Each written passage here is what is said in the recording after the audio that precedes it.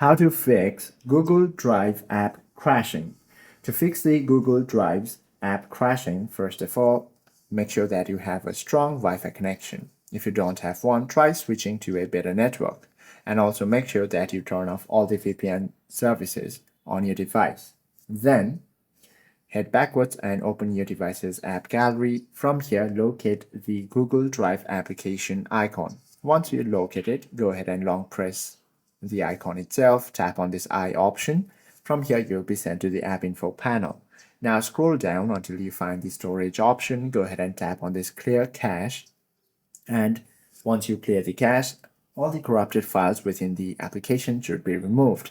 Now you simply have to relaunch it and your problem will be fixed. Or what you can also do is simply try to reinstall the application itself, which will also most probably fix your problem.